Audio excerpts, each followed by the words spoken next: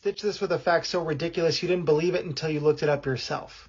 Alright, here's another postpartum fact for you. This might sound wild, but your breast milk has more detox power than your prenatal vitamin. And your baby is borrowing it from you whether your body can afford it or not. For those of you who don't know me, I'm Dr. Lauren Davis. I'm a functional medicine physician who specializes in postpartum health. So let's talk glutathione. It's your master antioxidant. It's the primary antioxidant your liver uses to get rid of toxins, get rid of hormones, and protect your liver from oxidative stress. Your breast milk is rich in cysteine, lysine, and glutamate, which are the 3 building blocks of glutathione. This is on purpose because your baby is born with immature detox pathways that don't get matured until 6 to 12 months of age. So they are literally depending on you to detoxify both of them.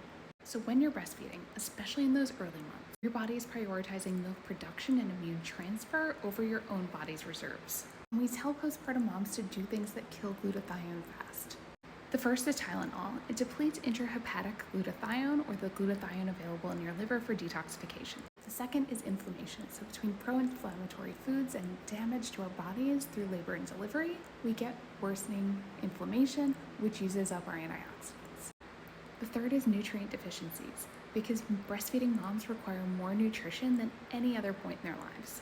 And around 90% of moms are deficient in one or more of their micronutrients. So if you're low in zinc or selenium or B6 or B12, these are all things that are needed for detoxification. And just the fact that you are postpartum puts you at the disadvantage. So there's a study that showed that glutathione is depleted by about 40% during pregnancy, and it doesn't rebound unless there's specific interventions.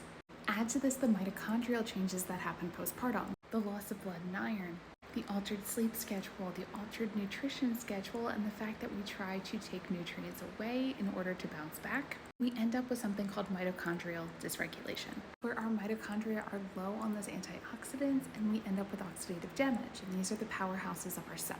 So what does that look like or feel like? It looks like brain fog, fatigue, low energy, anxiety, mood swings, autoimmune diseases, and low milk supply, because it requires energy to make that milk. And we might think that weaning would help with the situation, but in fact it can actually worsen it. Why? Because when we wean, we decrease our prolactin and our oxytocin levels, and our stress hormone, our cortisol, spikes. Our estrogen also rises, which slows down our detoxification pathways even further. And all of this leads to the increased risk in autoimmune disease development. It's why the 6 to 12 month time frame postpartum is the highest risk for autoimmune disease that a woman will ever experience in her lifetime. Not to mention, our babies become at higher risk for things like eczema or allergies. So if you want to learn more about this, I put together a free 45-minute masterclass. Just drop masterclass in the comments below and I will send it your way. And as always, if you enjoyed this content, don't forget to like, share, and follow with another mom in need.